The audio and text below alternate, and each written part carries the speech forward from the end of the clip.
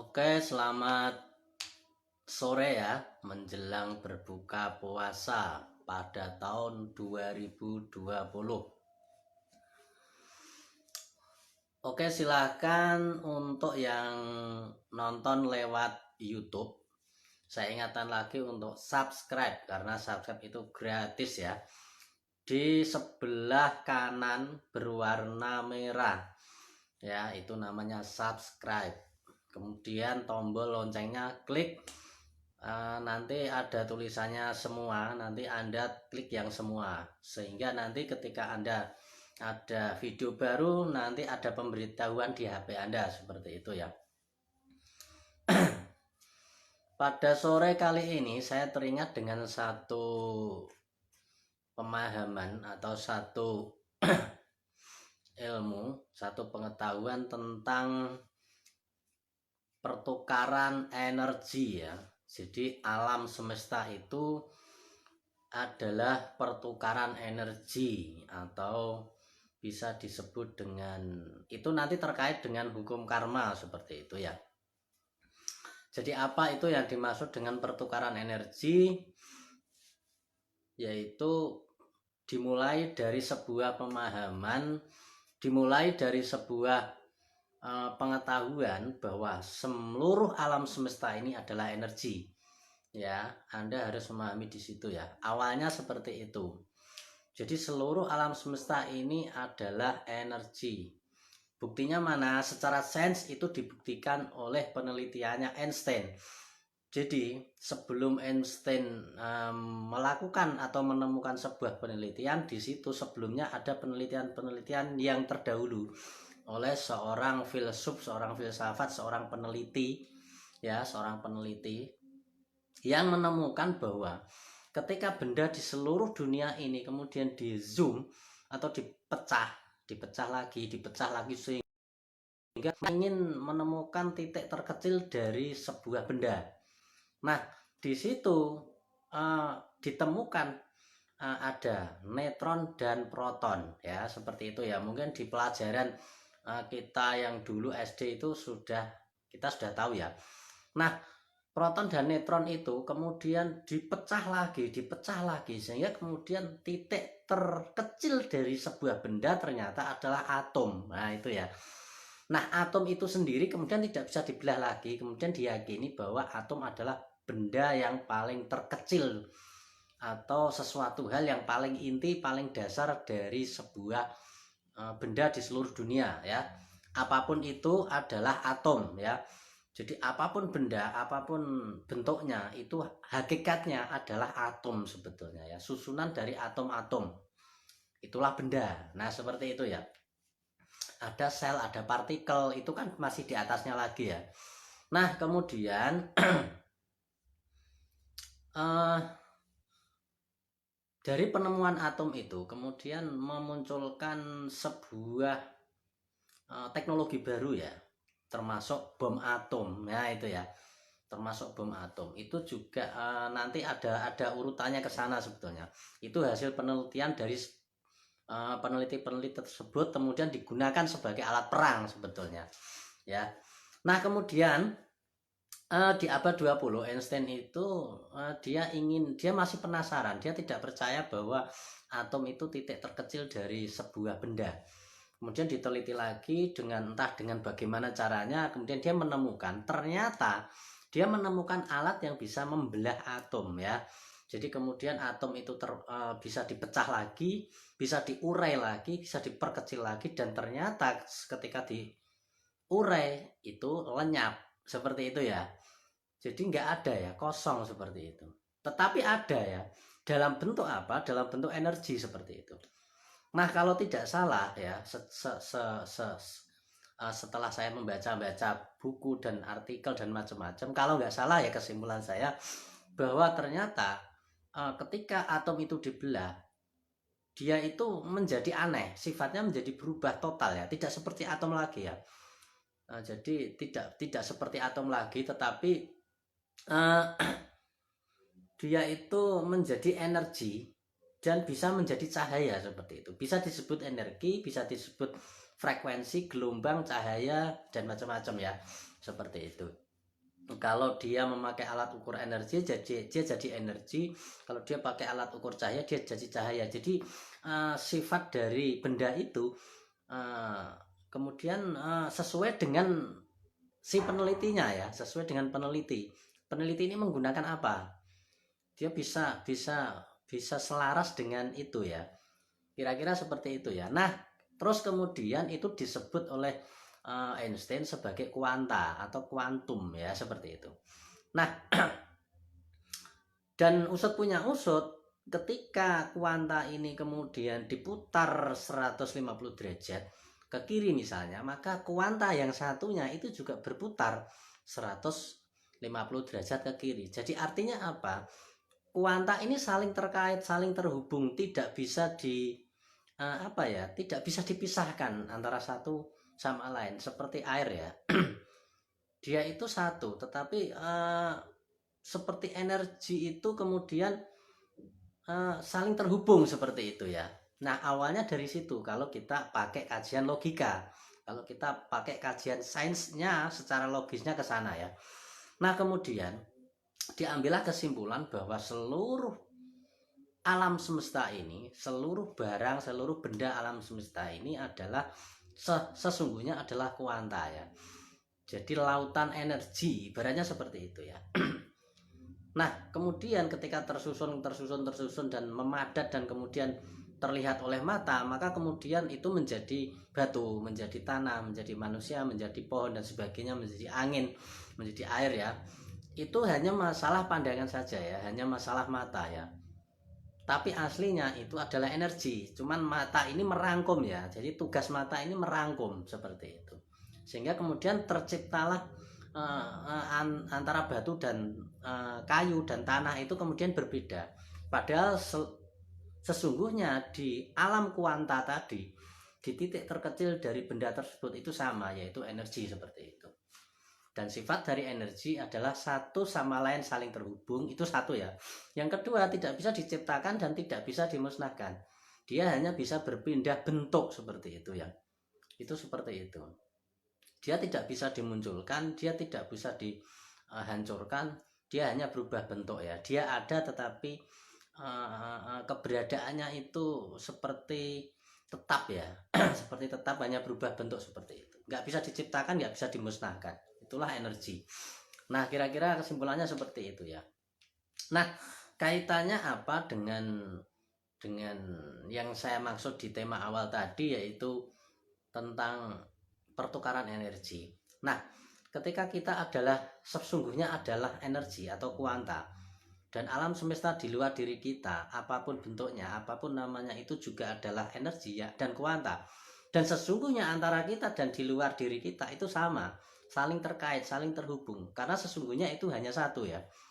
Itu hanya satu ya. Jadi dunia seisinya ini adalah satu, yaitu kuanta atau lautan energi ya, tidak dua ya. Saling terhubung ya. Karena satu. Nah, makanya kemudian kita untuk menjalani kehidupan ini sesungguhnya adalah hukumnya adalah pertukaran energi. Anda mengeluarkan energi, Anda mendapatkan energi, seperti itu ya. Anda bekerja, Anda dapat duit. Nah, seperti itu ya contohnya ya, contoh realnya seperti itu. Nah, di alam kuanta yang terjadi adalah ketika Anda memberikan sedekah, Anda memberikan sesuatu kepada orang lain dengan ikhlas, sesungguhnya Anda itu sudah dibayar gitu loh. Karena Anda memberi itu sama dengan menerima. Jadi Anda nggak bisa rugi sebetulnya ya. Di alam kuanta Anda nggak bisa rugi sebetulnya. Kenapa seperti itu? Karena apa yang Anda keluarkan, apa yang Anda berikan, apa yang Anda lepaskan secara energi, secara kuanta, Anda itu sudah mendapatkan. Tabungan Anda itu sudah ada di alam kuanta ya, belum terwujud secara material. Tetapi itu sudah ada, itu sudah energi pemberian Anda yang kembali pada Anda itu sudah ada sebetulnya. Ya. Tinggal nanti pada saatnya itu akan dicairkan oleh semesta, akan dicairkan dalam bentuk yang material, dalam bentuk fisik ya, misalnya uang, keberuntungan, kesehatan dan sebagainya ya, seperti itu ya. Oleh karena itu ya, karena itu sebuah pertukaran energi, artinya di dunia ini tidak ada yang gratis ya. Tidak ada yang kebetulan dan tidak ada yang gratis, seperti itu kira-kira ya. Semua yang terjadi pada kehidupan kita adalah buah dari kita sendiri ya. Pertukaran karma ibaratnya. Jadi ada hubungannya lagi dengan karma di situ ya. Ada pertukaran karma, ada pertukaran energi di situ, hasil dari aktivitas kita. Entah kita pernah memberi pada orang lain sehingga kemudian kita ditolong ya. Pada satu ketika kita terjepit, ada orang yang menolong, seperti itu ya contohnya. Kita memberikan mobil pada orang gitu dengan ikhlas, memberikan bantuan. Misalkan ada orang nggak punya motor, kita kasih, misalkan ini ya. Pada satu ketika kita juga akan mendapatkan itu ya, kita akan mendapatkan itu ya. Tetapi memang kita tidak ada beberapa syarat yang harus dipenuhi ketika kita ingin mendapatkan itu sebetulnya. Salah satunya dengan ikhlas tadi ya, seperti itu. Jadi apapun yang Anda keluarkan sebetulnya adalah pertukaran energi. Itu sama dengan memberikan benda tersebut pada diri Anda sendiri secara alam kuanta, alam kuantum, seperti itu ya, seperti alam kuantum. Nah, saya ingin melanjutkan dengan spiritual, atau dengan, kalau disebut spiritual mungkin bukan spiritual ya, dengan metafisika lah mungkin, atau apa namanya ya. Jadi gini, di dalam dunia pesantren atau di dalam dunia pondok pesantren lah ibaratnya seperti itu di samping belajar, kalau pondok salaf ya, itu di samping belajar agama, di situ juga ada pembelajaran atau yang di belakang layar istilahnya ya. Itu mereka itu sering melakukan seperti ritual atau seperti tirakat bahasanya, seperti itu ya. Jadi di dunia pesantren itu sangat dekat dengan tirakat sebetulnya. Ada yang puasa, ada yang apa ya, kebanyakan puasa ya. Kalau Islam itu kebanyakan puasa. Jadi ada orang yang suka puasa 3 tahun misalkan ya. Bahkan saya punya saudara itu puasa 3 tahun ya, bukan 3 tahun los, enggak ya. Kalau pagi ya makan, maksudnya kalau sahur, kalau buka, tetapi itu berlangsung selama 3 tahun ya. Bukan berarti enggak makan selama 3 tahun ya, enggak seperti itu saya maksud. Namanya puasa dalail ya. Kemudian ada puasa apa lagi, ada yang muteh, ada yang puasa Senin Kamis, ada yang macam-macam itu ya bentuk ritual.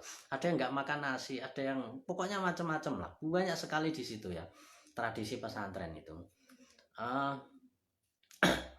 Maka kemudian itu saya amati atau saya cermati itu ketika orang yang dulunya pernah melakukan puasa yang ekstrim seperti itu, yang jangkanya lama, yang saya amati ya, selama yang saya amati itu kehidupan secara mungkin ekonomi atau apalah, itu berbeda ya sama yang tidak pernah melakukan apa-apa ya. Ya mungkin ada yang tidak, tetapi yang saya amati, sejauh yang saya amati, mereka ada semacam kayak keberuntungan lah, paling tidak seperti itu ya. Ada keberuntungan ya, seperti panen, seperti orang itu dulunya menanam kemudian panen, seperti itu ya. Jadi sebetulnya ketika yang saya amati, ketika Anda melakukan tirakat, Anda puasa, Anda melakukan apa itu secara duniawi ya, secara duniawi itu sebenarnya nggak rugi sebetulnya, nggak rugi ya. Karena alam semesta itu nggak pernah bohong, alam semesta itu jujur, alam semesta itu ya hukum pertukaran energi ya. Anda melakukan apa ya Anda dapat hasilnya, seperti itu. Walaupun mungkin hasilnya tidak sekarang ya, seperti itu ya. Anda melakukan puasa misalkan selama 6 tahun sekarang ya, hasilnya nggak mesti sekarang ya, bisa besok, bisa ketika mungkin Anda sudah waktunya dicairkan oleh semesta, di situ Anda akan mendapatkan, seperti itu ya. Makanya ada dulu saya pernah dibilang ya sama guru saya pas saya belajar ya, seperti itu. Jadi ketika dia bilang begini, ketika Anda berbisnis atau ketika Anda bekerja dalam hal ekonomi ya, pilihannya itu cuma 2 sebetulnya. Kamu kepengen tirakat untuk menukar ya, untuk menukar kegagalanmu, atau kamu eh, enggak tirakat, tetapi menukar dengan banyak kegagalan seperti itu. Jadi kalau kamu enggak berani tirakat, ya enggak berani tirakat, kamu harus mengalami banyak kesulitan seperti itu ya, mengalami banyak kesulitan. Tetapi kalau kamu mau tirakat, kamu seperti menukar apa yang akan terjadi, kesulitan-kesulitan tadi dengan kesusahan yang kamu alami selama tirakat tersebut. Jadi sama-sama susah ya, sama-sama susah sebetulnya. Susah, gagal menjadi susah, menjadi jalannya berkelok-kelok ya, banyak masalah dan sebagainya, bertemu dengan orang yang tidak pas, itu kan juga masalah atau satu yang menyakitkan ya. Atau kamu penyakit atau yang menyakitkan itu kamu bikin sendiri, seperti tirakat itu kan menyakitkan. Orang puasa itu kan tidak enak ya, yang lain makan dia puasa, orang melek bengi, melek malam itu juga nggak enak, orang pada tidur dia melek, orang tahajud itu juga nggak enak, orang yang lain pada tidur dia bangun seperti itu ya. Jadi tetapi alam semesta itu hukumnya adalah pertukaran energi ya. Makanya tergantung kita sebetulnya, tergantung kita.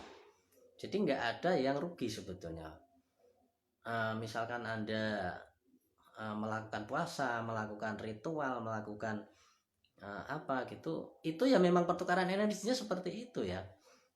Dan itu bukan hal yang bersifat spiritual sebetulnya. Kalau menurut pemahaman saya sekarang ya, bukan spiritual ya. Saya membahas tentang dimensi yang lebih rendah, atau dimensi manusiawi, atau dimensi bumi, ibaratnya seperti itu ya. Tidak ada kaitannya dengan kesadaran ya ini ya.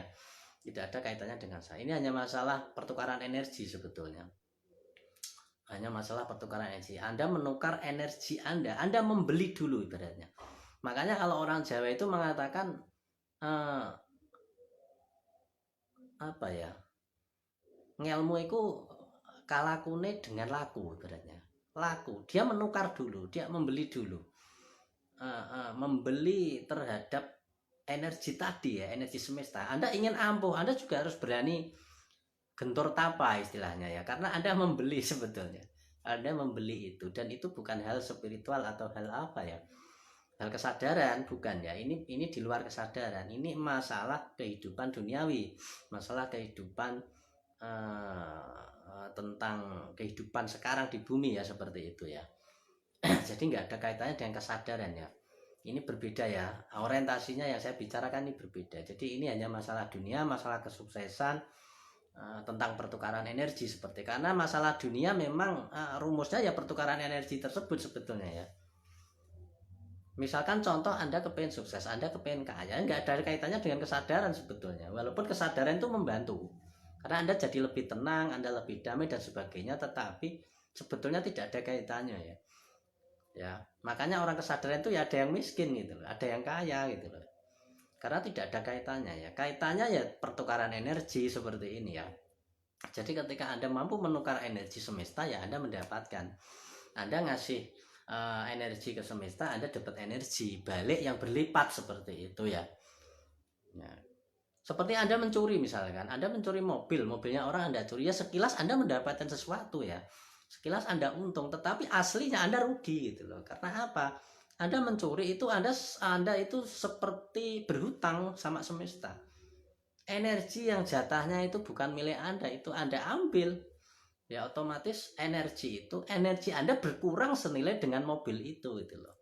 Nah nanti ketika saatnya ditagih oleh semesta, pada saatnya Anda ditarik energi Anda yang senilai mobil tersebut, misalkan 300 juta, ya Anda kena gitu loh, entah dalam bentuk uang, entah dalam bentuk diambil kesehatan Anda, entah dalam bentuk dikasih masalah dan sebagainya ya. Yang jelas adalah pertukaran energi itu berlangsung secara jujur dan secara apa adanya. Anda nggak bisa keluar dari hukum tersebut ya. Jadi namanya pertukaran energi itu wajib sebetulnya. Tergantung kita. Kalau sudah kita memahami pertukaran energi ya, tinggal bagaimana caranya Anda untuk menempatkan diri sesuai dengan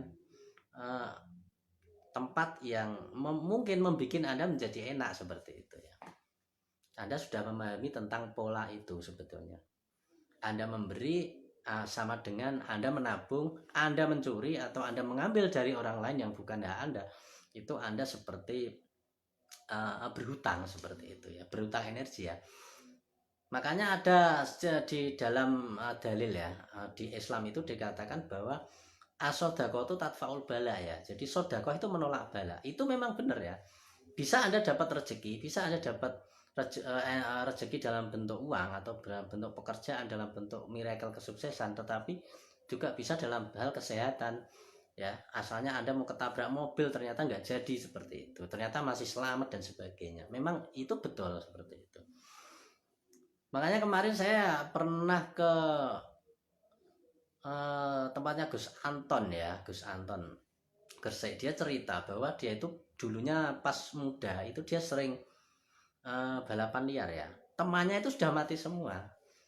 Nah rahasianya apa? Padahal dia juga mainnya juga kenceng ya, larinya juga kenceng, sama aja seperti yang lain, tapi dia masih selamat karena dulunya katanya sebelum dia main dia pasti sudah sedekah ya. Dia ngasih ke orang 300.000 gitu. Tukang becak itu dikasih semua. Ya, totalnya misalkan 500.000 atau 300.000 baru dia main seperti. Jadi disinilah fungsinya kita memahami tentang pertukaran energi ya. Seperti itu. Jadi Anda nanti bisa browsing atau searching di Google atau apa tentang pertukaran energi. Silahkan Anda kaji lewat YouTube, lewat apa yang lain untuk menambah pemahaman Anda ya. Ini saya cuma ngomong sekilas saja ya. Oke, selamat sore. Kurang lebihnya saya mohon maaf. Assalamualaikum warahmatullahi wabarakatuh.